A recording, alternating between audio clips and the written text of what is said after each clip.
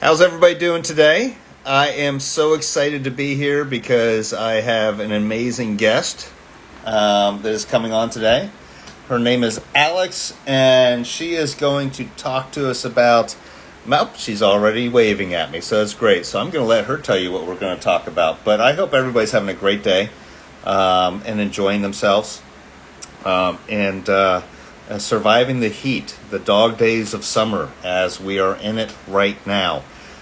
So I'm going to see if she will. I'm going to coming on here, and let's see if we can get this going. Hopefully, IG Live is good. Hey, Hi, how you doing? I'm good. How are you? I'm doing well. Well, very good. How are things up north, or I should Good. say north central, central north? However, what do you call it?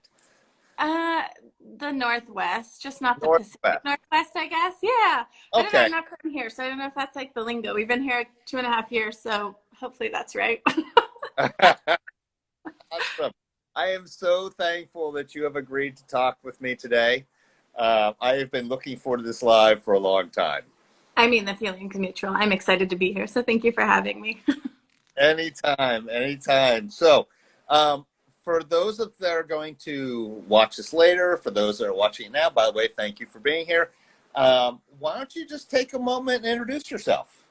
Sure. So I'm Alex Glenn. I own a business called Embracing Wild, and I am a psychic Reiki master and energy healer. I specialize in shadow work, so sitting with things that are dark, uncomfortable, painful, limiting beliefs. And I really like teaching my clients how to learn from and care for these parts of self that we feel like have like a landscape of shame or things that need to be hidden or things that we're afraid to even explore. And not just how to take care of them, but how to integrate them. And in regular life, I am a mom. I'm raising 3 little kids with my partner husband. Of 10 years, and we are originally from California and moved to Idaho about 2.5 years ago. So that's the general synopsis. I'm a mom by day and, and a cool, psychic, weird, paranormal, mystical person also by day. You have multiple jobs, Yeah, yeah, right? And being a full time mom is, I mean, that's more of a job than anything else, and it's hard. I spent a year at home with my kids, um, and I wouldn't change it for a thing, but yeah. it had to be the most tiring year I've ever spent in my life. I mean, My husband and I, we had a time in raising kids where we transitioned, where he stayed with the kids and I worked. And within like 2 or 3 weeks, he looked at me and goes, he calls it mom depression, like mom depression. He's like, it's so isolating. You don't talk to other adults. Like, and he just was like, he had this understanding of what it was to be the sole parent at home. And it was it's one of those things that's continually given back to us because there's a lot of empathy and understanding what it's like to not see sometimes other grown-ups for a little while. I never knew Yeah. uh, challenges until I did it for a year, and then I was like, man, I have so underappreciated all the women throughout the world. I just I mean, it's a real job. Yeah, for sure. And it takes effort and it takes effort to do it well and with any sort of intention. So partner would come home, and I would look at her, and it's like, oh, thank God, there's another adult to have to yeah, split up, right? But at the same yeah, time, like, but they're still here. It's not like I get to go anywhere yeah. unless it's like I gotta go to the store. I gotta do something, right? Yeah, we where we live now, we don't have family nearby, so we joke that when we go grocery shopping, we'll usually get 2 carts, and we put the kids in the car, and as we walk to the cart return, that's like our date. Where we're like, this is the alone time we get. Is that like 25 seconds that it takes to walk to return the carts? We're like, so fill us in. What's all the good stuff? That's it. Uh, we could talk forever, but let's try to stay on track, right? Because Yeah. we literally could talk about anything. Okay, so um, what's your religious background? Do you have a religious background? Yeah, so I was raised in like an evangelical kind of non-denominational church background. The middle school and high school that I went to was Christian, and Bible and theology was like part of the core like course curriculum. And my Bible teachers were primarily Calvinists. So I think there's a really eclectic dipping of toe into different forms of Christianity, a lot of predestination conversation, a lot of miracles, and but also a little bit of like fundamentalists wrapped up in the be in the world, not of the world kind of ideology. And so that was really all that I was exposed to for my entire childhood and early adult life. My husband and I actually met when we were both volunteering as leaders in youth ministry, and right before we got married, we left our church and we kind of floated around to a few different home groups and things like that, trying to make something work that was still kind of in the stream of things without being in a physical church. But really the breaking point for me was having our first child, my daughter, and realizing that if this was what I believed, I was going to have to look at her one day and tell her, you know, you're this broken and sinful person, and apart from God, you aren't good. And it just was such a drastic difference from my lived experience. There was such a massive gap between the doctrine that I'd been given forever and my lived experience of what it was, the sacred space of raising a child and watching her grow and develop. And then even as in parenting, learning about early childhood development and like just early childhood psychology and what they were capable of, and this idea of like villainizing and telling her that she was bad and wrong because certain parts of her brain weren't developed and she couldn't control things. It just didn't fit. And so I think after that I floated for a few years. I didn't force myself to define anything, and I deconstructed a few years before my husband did. So there was a little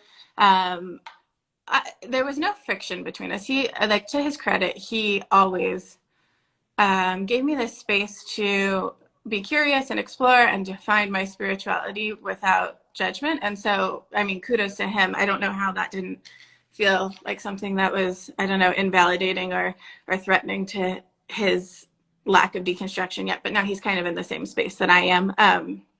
But anyway, so I deconstructed, and I eventually gave back my salvation through a little ceremony that I did, where I just decided I didn't need to be saved. And so I did a private little ceremony and gave that back. And now I think spiritually, if I had to define it, which I really don't, like, I think I enjoy not defining it, I would say I'm curious. I'm like divinely curious. I think being put into this space where truth is singular and there is only one way to goodness and salvation and this eternal, heavenly space, really felt confining to me. And so if I had to define spirituality, I'd probably land in more of a witchy, pagan, nature-based practice. But I'm curious, I'm flexible.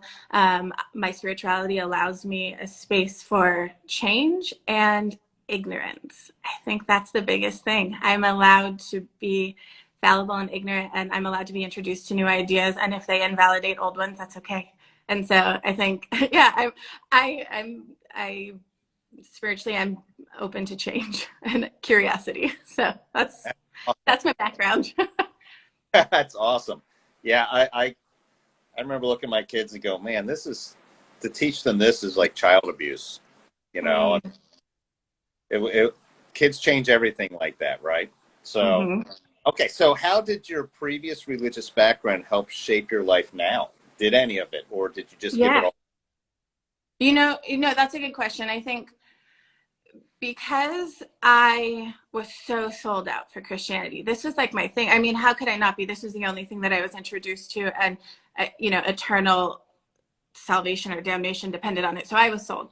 And so with that came this level of intolerance towards anything that was other, because outside of God, nothing could be good. And so I think one of the things that really helped shape where I am today was this recognition of how much I was invalidating and how much I wasn't free to experience. And so there's this piece of humility that comes, I think, because of my experience in Christianity. And I think there's also, I mean, like I said, I have this desire to really pick apart and understand these dark parts of self. And so even in deconstruction, this idea of going, when I exist in a religion that asks me to give over my free will, when I exist in a religion that asks me to seek external validation for my own goodness and my own safety, I have to have leadership. And so there's this piece where I go, in a lot of ways, when I deconstructed, I was angry at leadership and I went through all of those feelings and I was allowed to feel all of it. But then there was this piece where I went,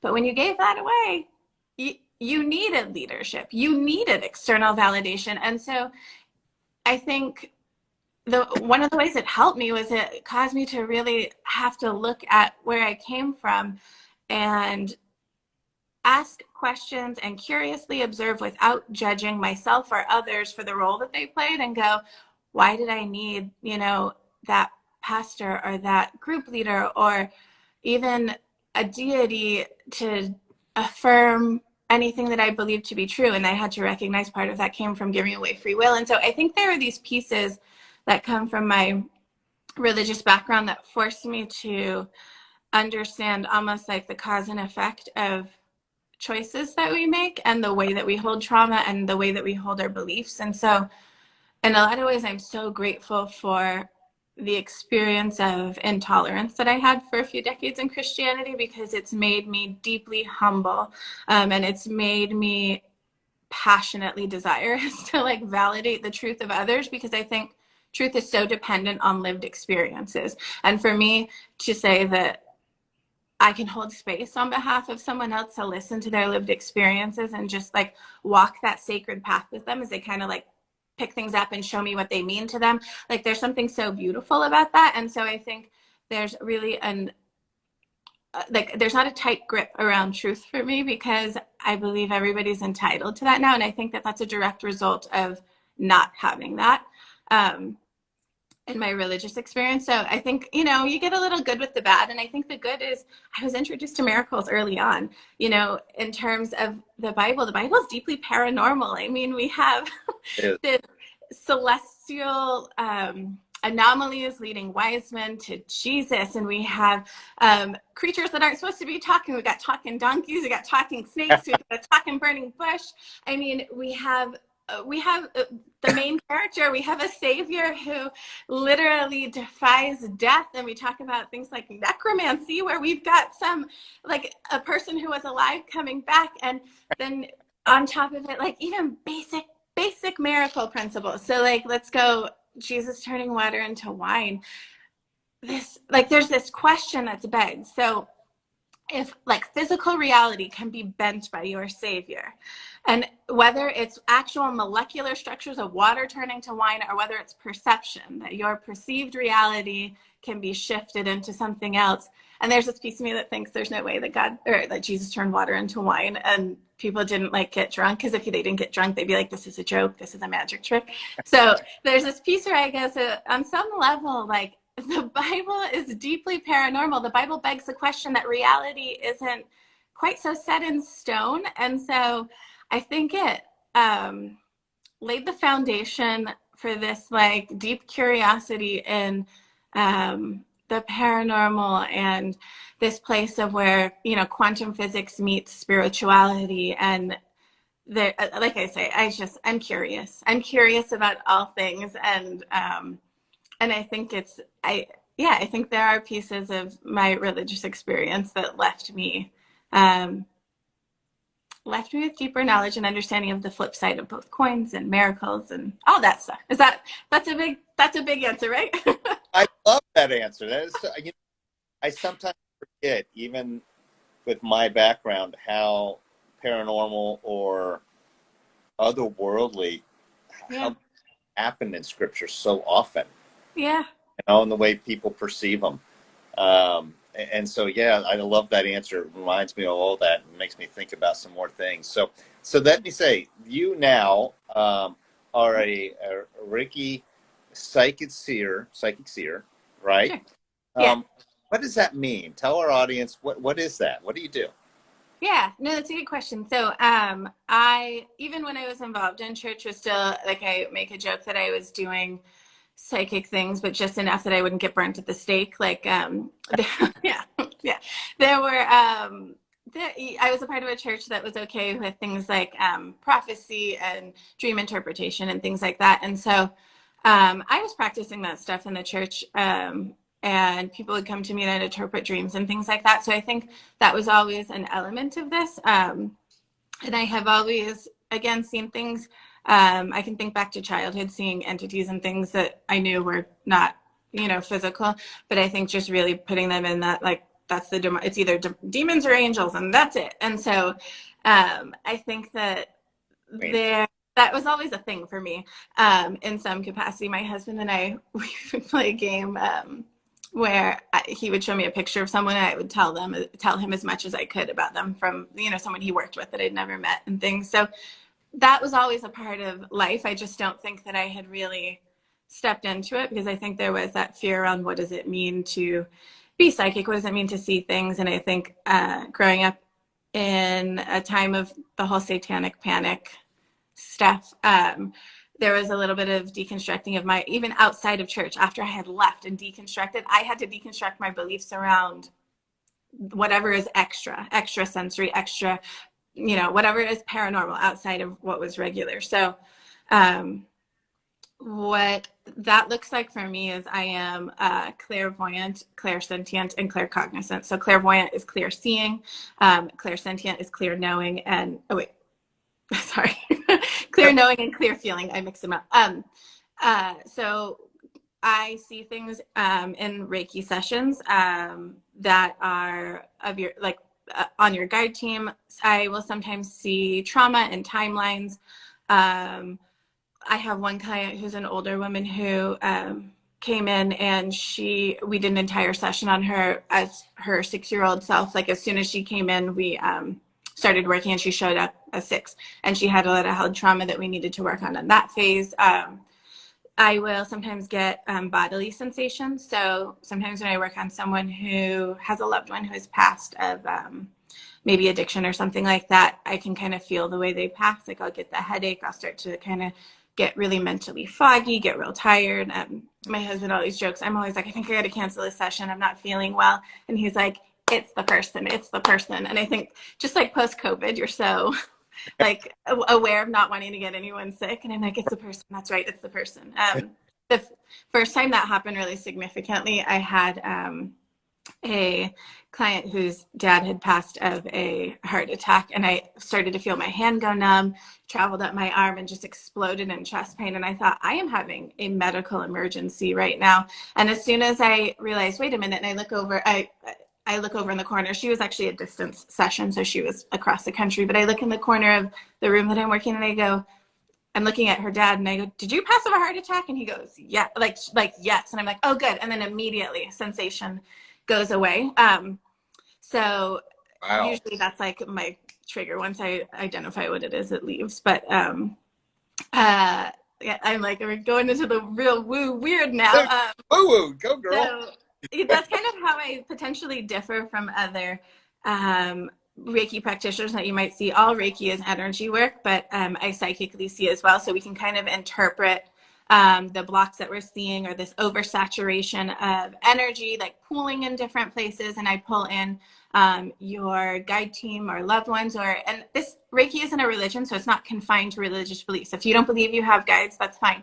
We'll call it source, or we'll call it your higher self, or your subconscious, or whatever we want to name it. But we pull from a held knowing, the idea that the body holds all of your experiences and trauma, and if you believe in reincarnation, not just in this lifetime, but across lifetimes. So that's what I do as like a psychic Reiki practitioner, if that makes sense. Classic, incredible combination between the two. Yeah, it really is. I mean, Reiki is this really beautiful form of energy work. It's a Japanese healing practice, and it's the idea that the practitioner acts as a channel for source energy. So again, whatever you want to call it. I have clients across the board who are really witchy or closer to maybe more science-minded, who just believe that the body holds energy versus, like a higher consciousness or higher power, all the way to like, I have people who are Christians still who come to see me which Ooh. I don't understand how that works, because my form of Christianity would have never allowed me to do Oh, that. But more power to them. Like there's like, just because it didn't work for me doesn't mean it's not valid. So um uh I act as a channel and I pull in that energy, and that energy essentially has its own consciousness. So do you want to dive into like what Reiki is? Is that okay if I go down that path? yeah. Share a little bit about, if someone's walking in for a session, let's say, Sure. what can they experience? Like, what does your session look like?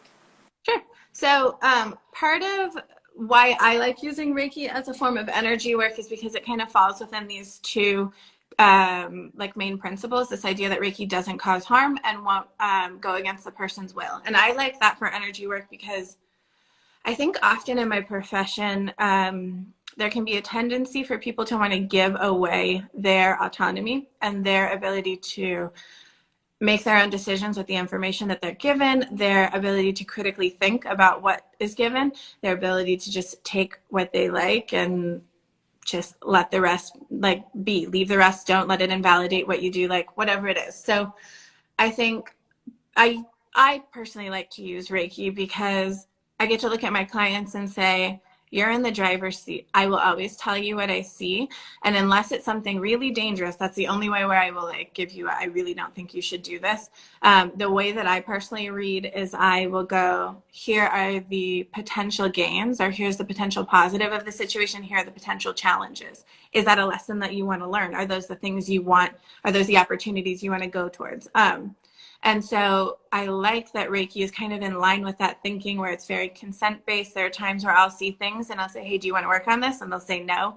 There are times where even their body tells me no, where I've had clients come in and say, I want to work on relationships. And I get over their heart and like where kind of I see the structuring of relationships, and they'll show me a padlock and I'm like, no problem, I don't go there. And the way it looks for me is like, it's almost like a bad cell phone reception, like phone call, like the information gets fuzzy, it kind of starts dropping.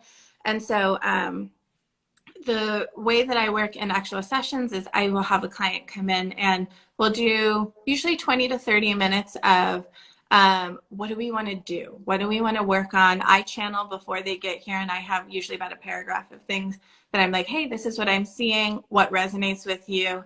What is it that you'd like to work on? And one of the big reasons that I have my clients kind of have a back and forth conversation with me is because the easiest way for me to get information from their guides is when they speak things. So when we speak, let's just say you and I, we could potentially have different definitions of love because we have different lived experiences with love. And so when my client says the word love, essentially, like I get like a little download definition of what that looks like for them. And so their guides will like circle certain words and then define it as the client means, like is as what their intention is behind the word or the phrase that they're using.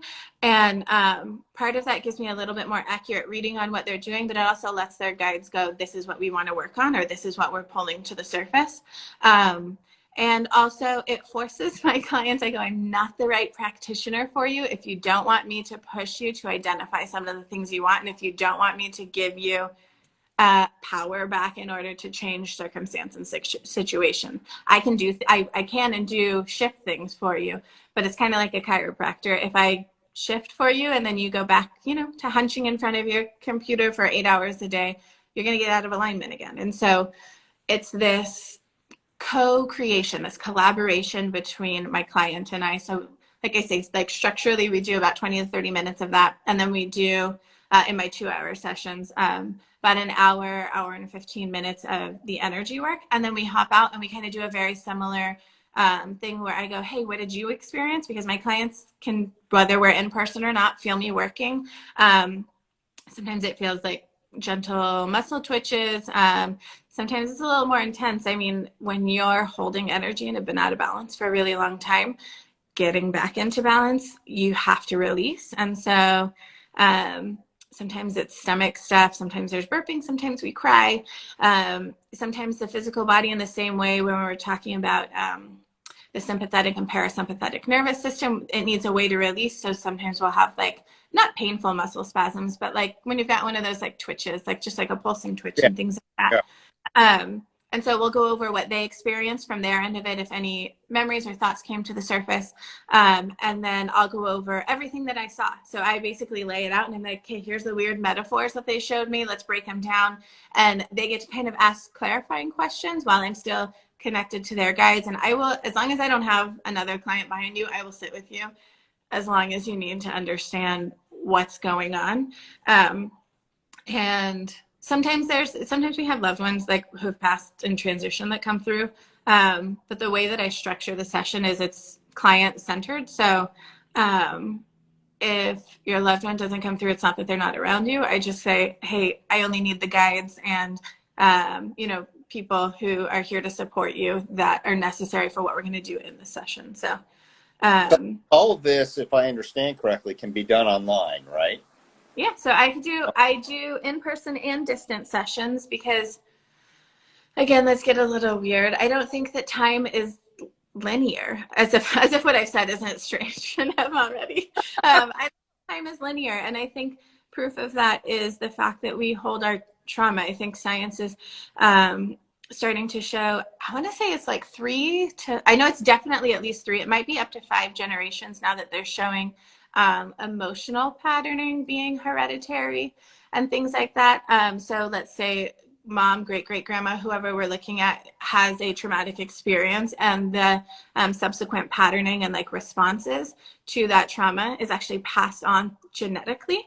And so the same way that you inherit eye color or whatever that is, you inherit emotional patterning. And so because of that, I go, how can we be currently in our physical body but experiencing something that happened in the like as a result of a past, maybe not even your lived experience. And so with that in mind, and even consciousness exists outside of the body. We have gut feelings, we have intuitive hits, or even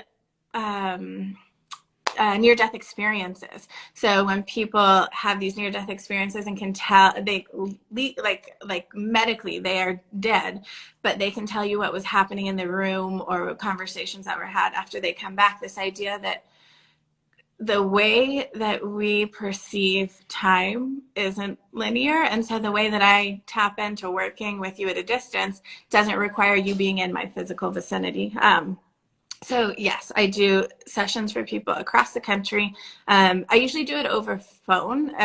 If I have a client who's high anxiety, I'll say, we can structure that however they need. But a lot of what I do looks like like this, and I'm mumbling to myself, and I'm talking to your guys, and I'm making notes, and a lot of things. I will astral project into other people's rooms. I had a child client who was having some issues with being disrupted in sleep. And so what I did was I astral projected into his room, and I'm on the phone with his mom saying, hey, we've got a closet in this corner, a window on this wall, and he's afraid to turn, to this side. Is that to the left side? Is that correct?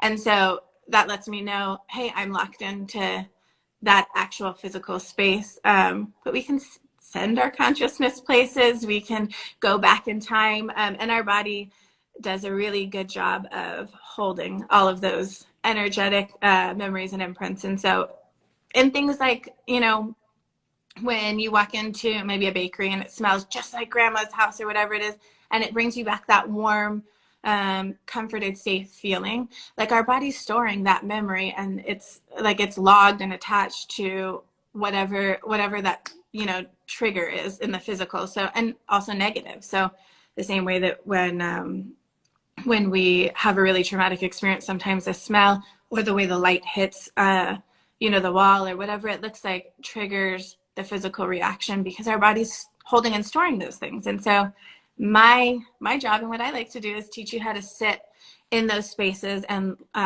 care for those parts of yourself, and how to not fear them, and how to dive into that from an energetic woo standpoint.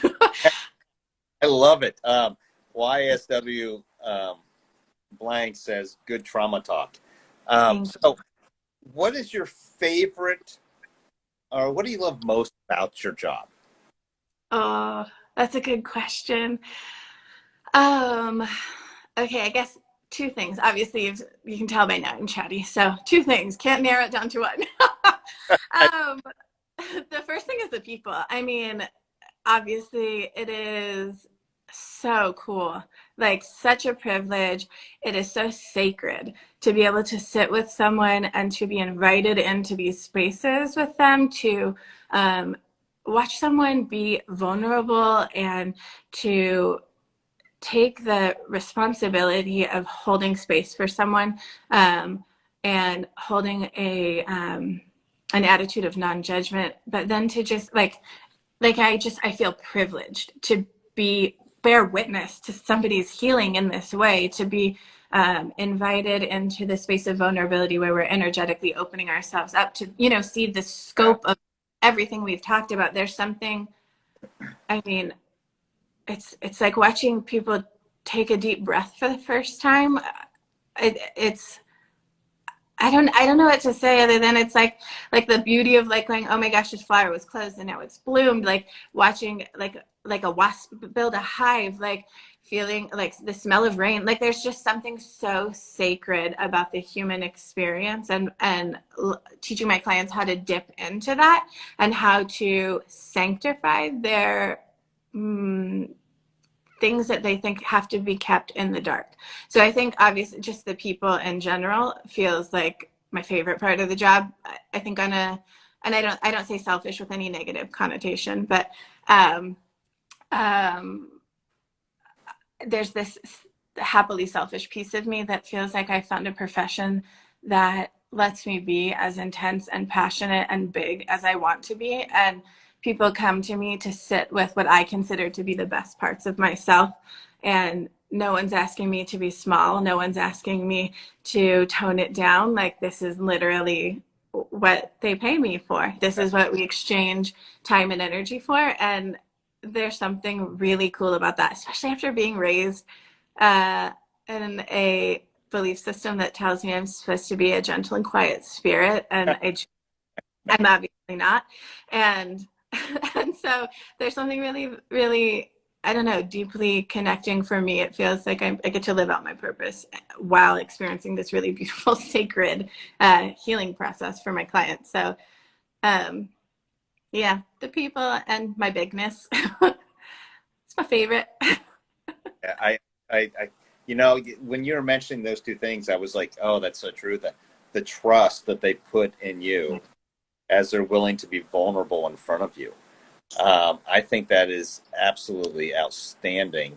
Um, Especially since you combine your two gifts, right? I mean, and knowing that you see clearly things, it can be intimidating, I'm sure, for some clients, right? To be able to Yeah.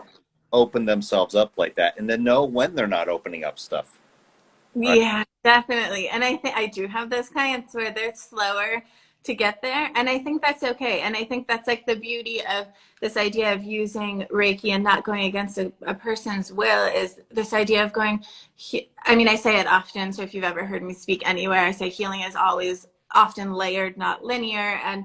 And the pace at which you heal should be yours to set. There's no goal. You're not, I tell clients all the time, you're not missing out on things. You're not going to be getting something wrong. That like things that belong to you circle back. They come back to you. And this idea of going, I have to set my healing pace at this like fevered pitch that just rips me apart, and doesn't allow me to really even adequately take note of what it is that's hurt or how to care for it or even become proficient at doing it just because I'm so motivated to heal. Like there's something really beautiful about being able to set your pace for healing. And that's why I go, if you don't want to go there, I don't want to go there. Like I'm not. And here's the other piece of healing that I think we don't really talk about very much is sometimes we don't have a safe structure to heal within. Sometimes our home life, sometimes the time and resources that we have to put into exploring our guilt and shame, sometimes just like situationally, it's not there, and that's okay. And there's something to be said for, I just need to be put back in the best spot that I can be in right now, and I will deal with things as they come to the surface. Like I trust that, like as they come to the surface, I'll deal. I will sit and acknowledge. I'll put a pot of coffee on and sit with my guilt and shame. I will treat it like an unexpected visitor, you know?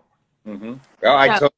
It's it's interesting because like I have no agenda or outcome that I expect my clients to. mhm.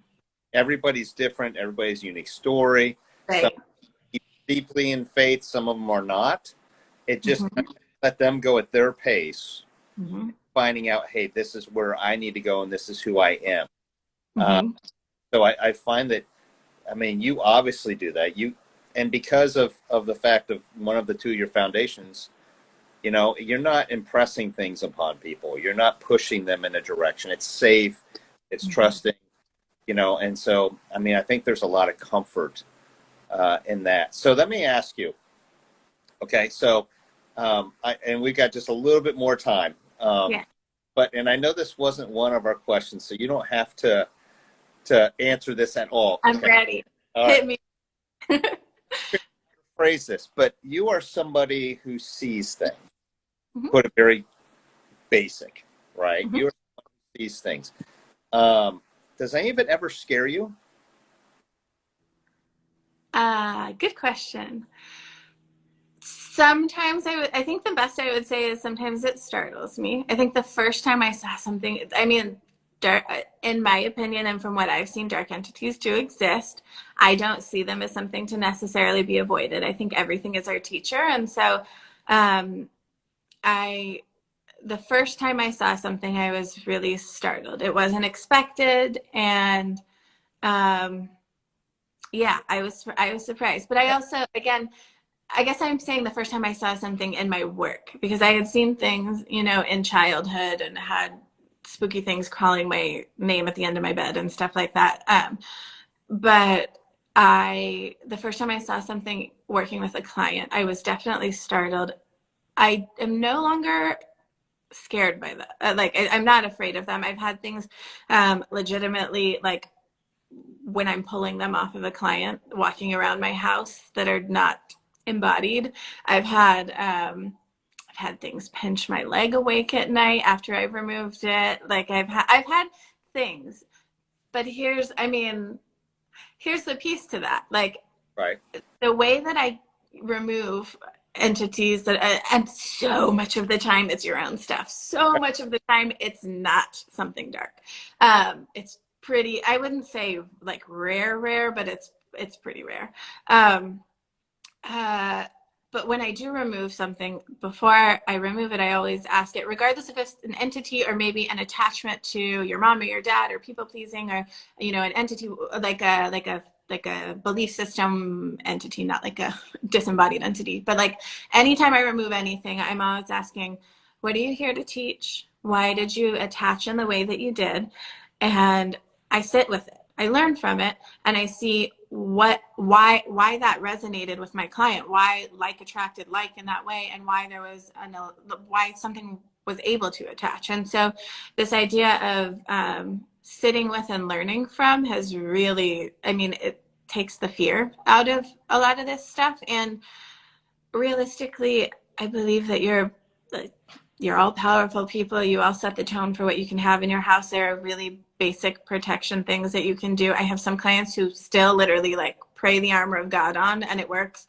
I have some clients where I'm like, okay, we're going to put salt outside your window and we're going to throw these stones in the corners, and that works too. And so I think, again, there's this piece of power in defining your truth. So the intention that you give something, regardless of if it's a religious prayer or, you know, a pagan practice or whatever, anything in between, the power that you give something is significant. And so I don't think, when I say I see dark stuff, I never want to leave someone thinking like, oh gosh, it's so scary, because the truth is they always have something to teach. I'm always able to give my client, you know, an understanding as to why they existed the way they do, and they leave.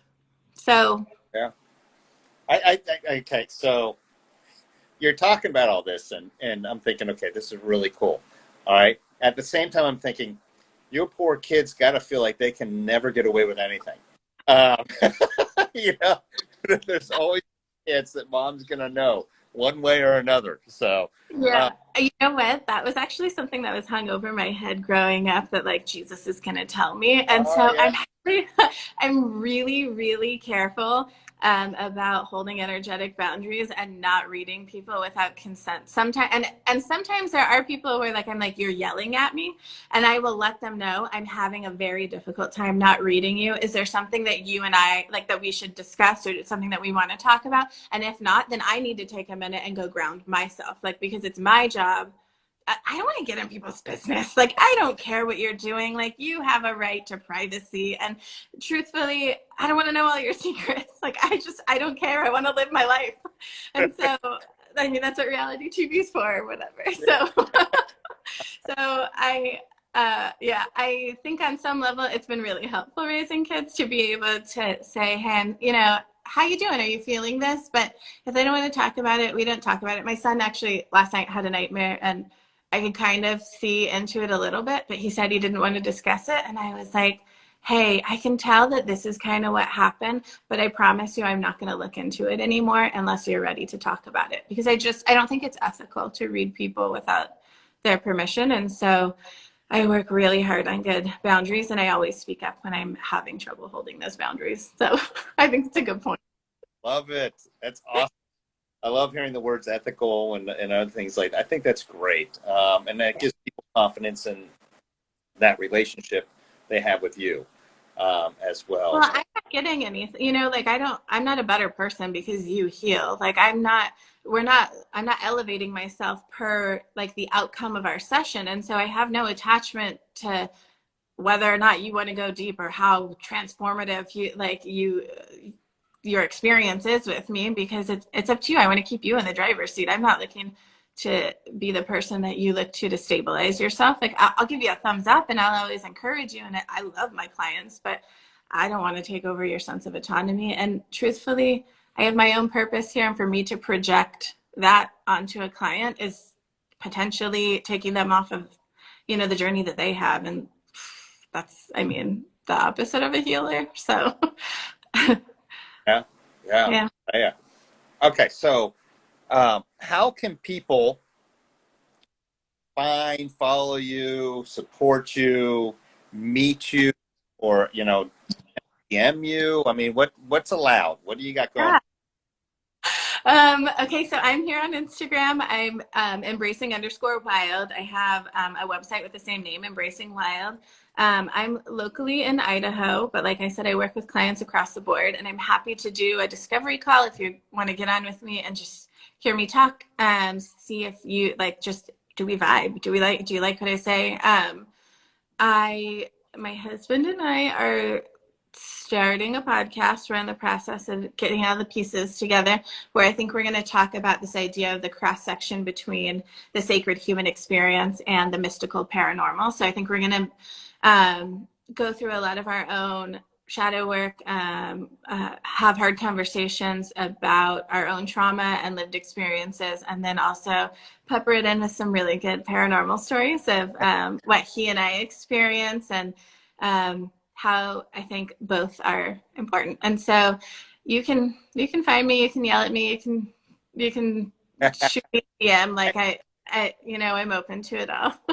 I have good boundaries. So. Yes, that's going to be awesome. Yeah, come for me. Yes, let me know. I'll advertise it for you, right? Yeah.